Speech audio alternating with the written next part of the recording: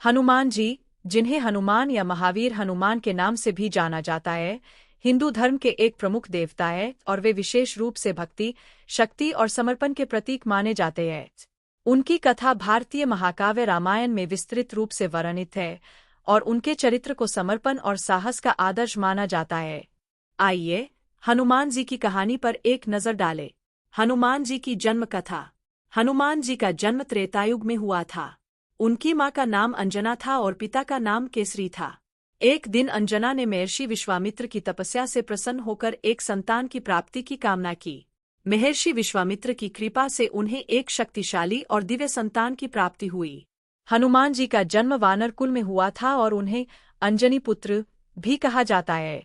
हनुमान जी का बालकाल। हनुमान जी का बचपन बहुत ही अद्भुत और चमत्कारी था। वे अत्यंत बलशाली और बुद्धिमान थे। एक बार जब वे छोटे थे तो एक दिन उन्होंने सूर्य को एक बड़े फल के रूप में देखा और उसे खाने के लिए उड़ने लगे। जब देवताओं ने देखा कि हनुमान सूर्य को निगलना चाहते हैं तो उन्होंने भगवान इंद्र को चेतावनी दी। इंद्रदेव ने हनुमान को बिजली के वज्र से मारा, जिससे वे धरती पर गिर पड़े और उनकी एक कलाई टूट गई। इस घटना के बाद हनुमान जी को हनुमान नाम मिला, जिसका अर्थ है बड़ी कलाई वाला। हनुमान जी और रामायण। हनुमान जी की महत्वपूर्ण भूमिका रामायण के महाकाव्य में है। उनके जीवन का सबसे बड़ा कार्य श्रीराम की सहायता करना था। जब राक्षस रावण ने सीता माता का हरण किया, तब भगवान राम और उनके भाई लक्ष्मण सीता की खोज में निकले। उनकी खोज में मदद के लिए वानर राज सुग्रीव और उनके सहयोगियों ने उनका साथ दिया। हनुमान जी और राम का पहली बार मिलन तब हुआ जब हनुमान जी ने लक्ष्मण को एक बाण से घायल देखा और राम के पास भेजा। हनुमान ने राम को बताया कि वे सुग्रीव के मित्र हैं और सीता की खोज में उनकी मदद करने को तैयार हैं। हनुमान की भक्ति और समर्पण ने राम को बहुत प्रभावित किया और उन्होंने हनुमान को उनके साथ शामिल होने का आमंत्रण दिया। सीता माता की खोज। हनुमान जी ने अपनी शक्ति और बुद्धि का उपयोग कर सीता माता की खोज की। वे समुद्र पार करके लंका पहुंचे, जहां उन्होंने रावण के दरबार में जाकर सीता माता से मुलाकात की। उन्होंने सीता को राम का संदेश दिया और उन्हें आश्वस्त किया कि राम उन्हें बचा लेंगे। इसके बाद हनुमान ने रावण के दरबार को जलाने के लिए अपनी पूंछ को आग में डाल दिया, जिससे लंका में आग लग गई। इस घटना से रावण के दरबार में हड़कंप मच गया। राक्षसों से युद्ध। हनुमान जी ने राम की सेना की भीषण लड़ाई में महत्वपूर्ण भूमिका निभाई। उनकी शक्ति, साहस और चतुराई ने कई राक्षसों को पराजित किया और राम की सेना को जीत की दिशा में अग्रसर किया। उन्होंने विशेषकर राक्षसों के प्रमुख दुर्गों को ध्वस्त किया और राम की सेना के लिए संजीवनी बूटी लाने के लिए हिमालय की ओर गए।